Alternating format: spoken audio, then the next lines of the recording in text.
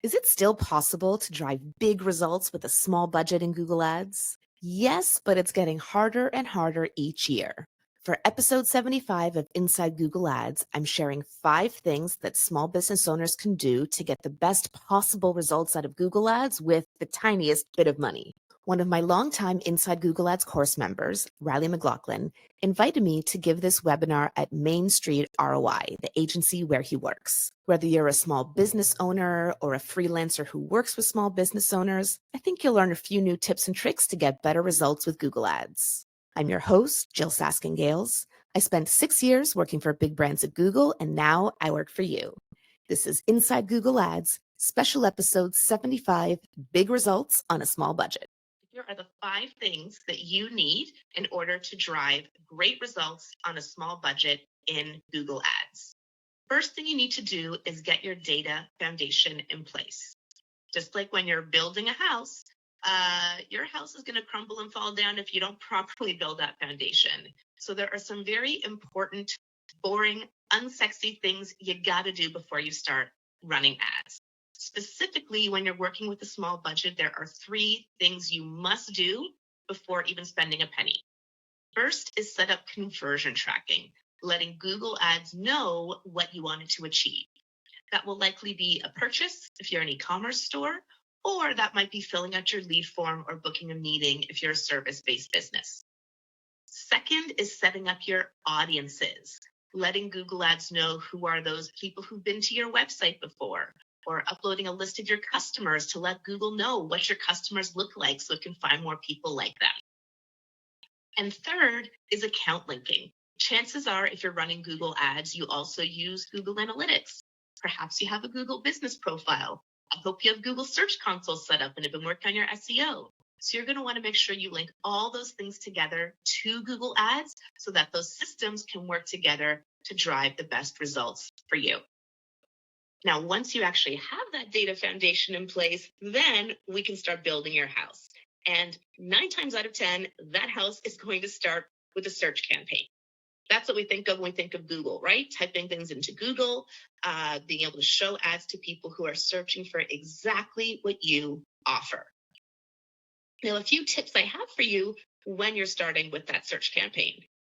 First is thinking about whether you want to use a standard ad group or a dynamic ad group. A standard ad group is what you normally think of with a search campaign in Google Ads. You pick your keywords, which communicates to Google the kind of searches you want to advertise on. In a dynamic ad group, you don't pick keywords.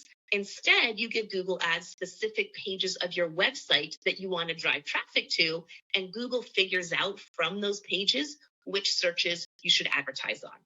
So, for example, if you are an electrician and you have a page about emergency electrician and you have another page about air conditioner installation, those would be really different searches from very different people looking for those 2 different things. In a standard ad group, you could have one ad group with emergency electrician keywords and another ad group with air conditioner installation keywords. Or in a dynamic ad group, you could have one page about emergency electrician services, another page about air conditioner install services, and let Google figure it out for you. If you haven't invested much in your SEO, you probably shouldn't use dynamic ad groups because it's powered by similar technology. So I'll say, when in doubt, stick with standard, and that is the default. Next, budgeting. How much do you need to spend on ads? I can't give you a one-size-fits-all answer for what the ad spend should be, but I can tell you you have to have enough budget for at least 10 clicks a day. And the way you're going to know what that budget means for you is to use a tool like Keyword Planner. In Google Ads, it's completely free. You need an account to use it, but you don't have to spend any money to use it. And then in Keyword Planner, type in your keywords and see what the expected cost per click is. For some industries, it might be $2. So as long as you can spend at least $20 a day, great, you can advertise. For other industries, it could be $10 per click, which means you would need to be prepared to spend at least $100 a day. If that's too much for you, it's better to not spend the money at all than to spend the money to only get a few clicks per day, because you are not going to get good results. Third thing I'll mention that's especially important when running a search campaign on a small budget is keeping a close eye on your impression share and your quality score. Impression share just means of all the times you could have shown an ad, how often did you show an ad? And this is what we use to help us optimize and understand how much opportunity there really is on Google for your business. Quality score is tightly related to how much you're going to have to pay for your ads. The higher the quality of your ads, the less you have to pay per click. And I can tell you, as someone who has worked with multinational businesses, they don't spend any time focusing on quality score because they don't need to. They've got millions to throw into Google Ads. But for those of us who have tens of dollars or maybe hundreds of dollars, focusing on high quality ads means you can pay less per click, which means you can get more out of your budget. And then last but not least, smart bidding.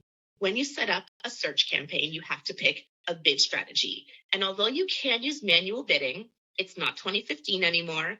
In most circumstances, for most campaign types, smart bidding will drive better results because Google's AI, it's artificially intelligent. There are some things that humans definitely still do better, but one thing AI absolutely does better is knowing what to bid for each query, for each user every single time. So you should be leveraging smart bidding. Now, the big challenge we often face with smart bidding when we have a small budget is we can't get enough data to learn. It's this vicious cycle. I only have a little bit to spend, so I'm only getting a little bit of data. So my smart bidding's not working, so I'm not getting good results. How do we get out of that vicious cycle? Well, that brings us to the next thing that most small businesses need when they're running Google Ads, and that is micro conversions. Optimizing for micro conversions. What does that mean? Well, I spoke earlier about setting up conversion tracking and saying you're probably going to want to track a purchase or a lead. But what if with your budget, you only get 4 or 5 purchases a month from Google Ads? Great for you, right? But not enough to give enough information to that smart bidding algorithm. What we do is then track a micro conversion, something that must happen before conversion. So for example, what's the last thing a user does before they purchase? Well, they start the checkout process. Most e-commerce businesses, for every 2 people who start the checkout process, 1 person completes it. 50% of people drop off, 50% of people purchase. So by tracking begin checkouts as your conversion action rather than just the purchase, you get twice as much data to help your algorithm learn. Now, I know a begin checkout is not a purchase, but think of it this way. Everyone who purchased had to begin checkout, right? And everyone who didn't begin checkout didn't purchase. So although it's going to double count in a way because you get 2 begin checkouts for every purchase, even if someone begins checkout and doesn't purchase, that's still a very strong signal for you and for Google Ads that that was the right kind of person to target, even if the purchase didn't happen in that moment. And if you don't have enough data there, you can move back a step.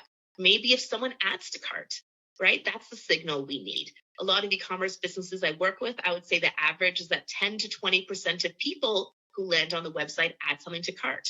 That means 80 to 90% of people don't add something to cart. So at least we know they weren't the right person and those add to cart folks were the right person. Let's track that micro conversion. This works for lead generation as well. Maybe you want to track engagement with your form. So even if they don't complete the form, you at least know they were interested in it. Or maybe you have a specific contact page people need to visit first before contacting you. So you could track contact page visits as a conversion. The goal with all of this is to ensure that you're getting at least 30 conversions a month per campaign, because that's really what you're going to need to get smart bidding to work, which is what you're going to need to drive the best results from Google Ads. All right, next thing that so many small business owners don't know about or don't think about is audiences. When we run search campaigns, we're so focused on picking the exact right keywords that our perfectly ideal customer is searching for. And that's great. We should absolutely do that. But audience targeting works as an excellent layer on top of that, or in addition to that, to help us reach the kind of person who's likely to be a customer. Let me give you a few examples of this. Maybe you are, let's use our electrician example, right? Or some kind of home services provider. So you have keywords for things people might be looking for, broken air conditioner, electrician available today, electrician near me, etc. Not every single person searching for those things is going to be the right customer for you. And audiences are a way to help you filter some of that out. So for example, Google knows when people on Google are a homeowner versus a renter. So maybe you decide, you know what, to try to save some budget, I'm going to exclude people who are renters and only target people who are homeowners when they're searching for me. For example, let's try a different example. Perhaps you're a company that sells accounting software. There's a lot of different kinds of accounting software for tiny businesses like mine, small businesses, large corporations, right? The same accounting software solution is not going to work for all of them. Google has audience targeting solutions that help you understand the size of company someone works at. So if you sell accounting software meant for large corporations, maybe you want to have all your accounting software keywords, but then you layer audience targeting on top to only show ads on those searches if the person searching works at a very large company. This goes on and on and on for tons of industries. Another example is dog food. I've worked with a few businesses before that sell various kinds of, organic dog food delivery, fresh dog food, etc. Let's use fresh dog food as an example. Most dog owners are not going to want to spend the money on fresh dog food delivery, right? That is a subset of dog food buyers. So what else do we know about the person who might be willing to pay a huge premium for fresh dog food delivery? That's probably a high-income household. Maybe it's the kind of person who's really interested in organic food or vegan or vegetarian food. Maybe this is a luxury shopper or a luxury traveler. So again, we can choose to advertise on keywords like dog food, but only if we know that the user is someone likely to convert. So with audience targeting, this is what we call narrowing through targeting, requiring someone to both search for something related to our keywords, but also match audience targeting requirements that suggest they're the right kind of person who's most likely to buy from us. So we're not wasting money on clicks from people who are searching for our keywords, but are very unlikely to become a customer. A few more ways to use audiences that many small business owners are not aware of. One thing you can do in Google Ads is upload your customer list. This is a feature called Customer Match. Now, there are some requirements in place that you can't actually target your customer list until you spend $50,000 in ads. I don't know about you, but I'm never spending $50,000 in Google Ads. That's a lot of money for me. But even so, it's still helpful to upload that customer list into Google. Why? Because even if you're not running ads at all, even if you're spending $10 and nowhere near $50,000, Google will give you insights about that customer list. Once it's been uploaded and processed for 24 hours, you can see what other audience segments people on your customer list belong to, which can give you ideas for other kinds of audience targeting you might want to use, or even insights about the right kind of personas. For example, I was on a coaching call with a new client earlier this week. We took a look at the insights from their customer list, and they had told me that the target demographic, this was like a travel business, was empty nesters in their kind of 40s and 50s, or maybe they had teenage kids, but age-wise, kind of 40 to 50-year-olds. However, when we looked at their customer list, we actually saw there was a strong over-index for people age 65 plus. Way more so than people in that 40 to 50-year-old demographic. So that was great insight to see, although they may have thought when developing their customer personas that their ideal customer was 40 to 50, they actually had a much larger segment of their customers in that 65 plus range, which would inform future targeting for their ads and also inform their ad creative and the kinds of people they would want to show in their ads. Something else to keep in mind when using audience targeting is you can use audiences to include or you can use audiences to exclude. So the example I gave earlier about the electrician, maybe we don't want to target renters. One way to do that is say electrician keywords only targeted to homeowners. The other way to do that is electrician keywords excluding renters.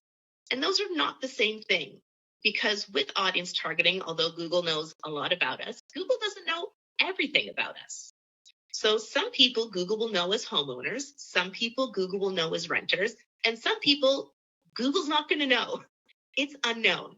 So if you only target homeowners, that means you're excluding renters, but you're also excluding people who Google just doesn't know their homeownership status. Whereas if you only exclude renters, that means you're still targeting homeowners and people for whom their homeownership status is unknown. So that's something to think about when you're building out a strategy of how to use audiences. Is you might want to only include certain audiences, or you may want to exclude certain audiences. Last tip I'll give you for now around audience targeting is there's a campaign type in Google Ads called demand gen. And if you're going to expand beyond search at all, try to put ads in front of people who are not actively searching but are likely to be your ideal customer, don't run a display campaign, don't run a video views campaign, definitely don't run a performance max campaign on a small budget. Demand gen is the campaign type you're going to want to use. All right, next. This is another place I would say many Google Ads practitioners working with all sizes of budgets go wrong. And that is we will spend so much of our time, either as Google Ads experts or Google Ads newbies or something in between, focusing on our keywords and our targeting and our bidding, and little time focusing on the only thing the end user actually sees, which is your ad creative. So my advice to you to get big results from a small budget is to focus at least 50% of your energy on the ad creative itself. For a search ad, that means text. Because no matter what the user searched for, your ad may or may not show up on the page. It's going to be alongside ads from your competitors. Why should someone click on your ad versus someone else's?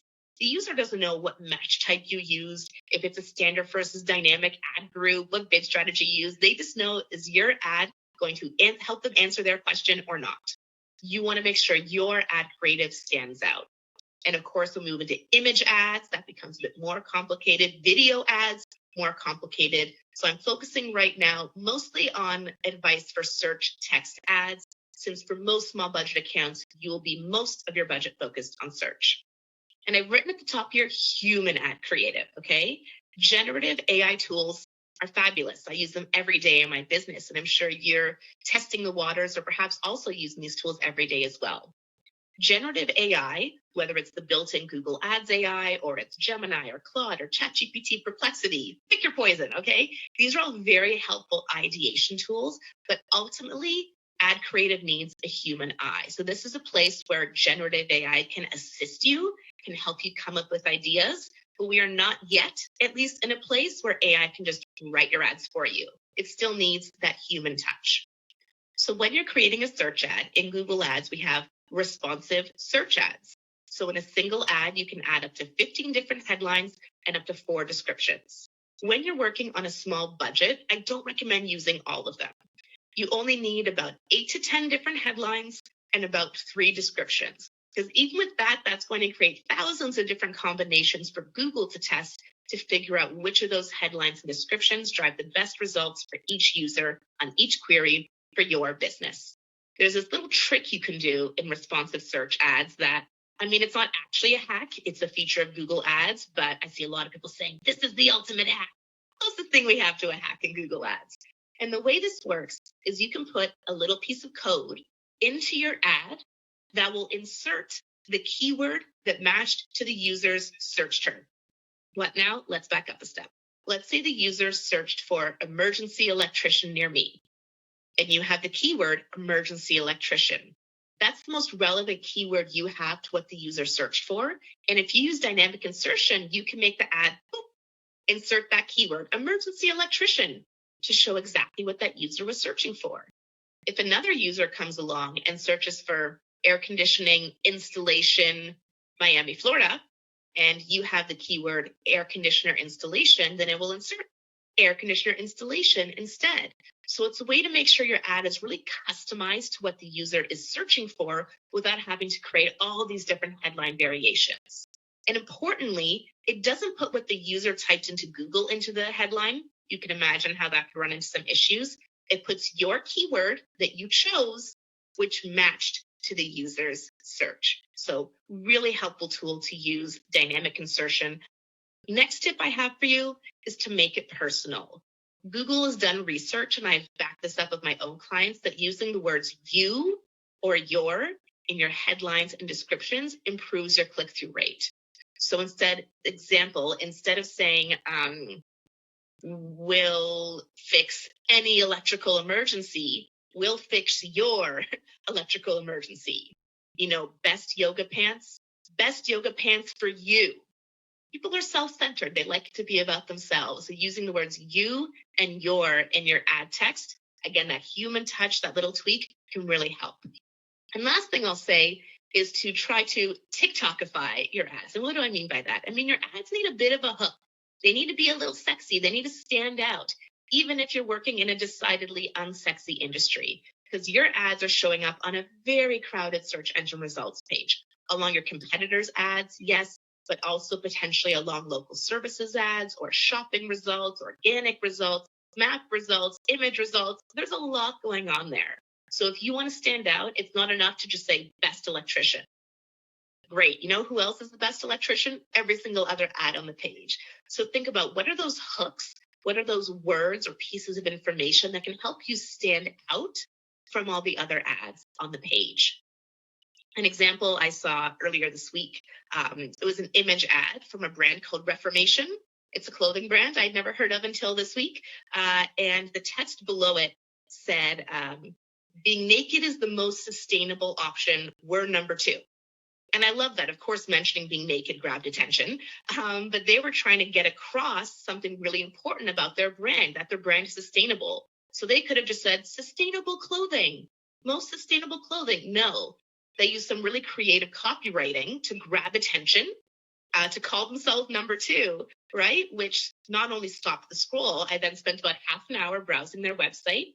I'm planning to go to their store in Toronto over the weekend, and I'm relaying the story to you now because it's really stuck with me. So your goal is not to make it into some Google Ads expert's presentation. That's not going to do anything for your business. But your goal is to make sure that in that search engine results page, you are going beyond the basic. Anyone can do basic, and using that human touch to think, what's going to help me stand out and stop that scroll against my competitors. So these are the 5 things we must have in place if you want to drive good results from a small budget. Because you know what? After working with budgets of $10 a day, $1 million a day, and everything in between, I can tell you it's easier to run ads with $1 million a day, okay? Running ads with a small budget is like running Google Ads on hard mode. But with these 5 things in place, you are much more likely to be able to drive those big results you're looking for. And so that leads me to the last thing I'll leave you with. You might just not want to run ads, and that is okay. I am a Google Ads coach, ex-Googler, who is telling you that the best thing for your business may just be to not run ads. To figure out if your business is likely to be successful with Google Ads, there are 3 things I have as a checklist. First is an SEO foundation. Although SEO and Google Ads both have to do with search engines and search results, they work very differently, but the things that help you do well from an SEO perspective will also help you do well from a Google Ads perspective. So if your website, if you have not spent any time or money on SEO, you're not ranking organically at all yet, you don't have the basics in place, you're unlikely to be successful with ads. So especially if you're a new business owner, I will recommend that you hire help with SEO before dipping your toes into Google Ads. Next is budget. I mentioned earlier that my rule of thumb is you want to ensure you have enough to spend. You can spend enough to get at least 10 clicks per day.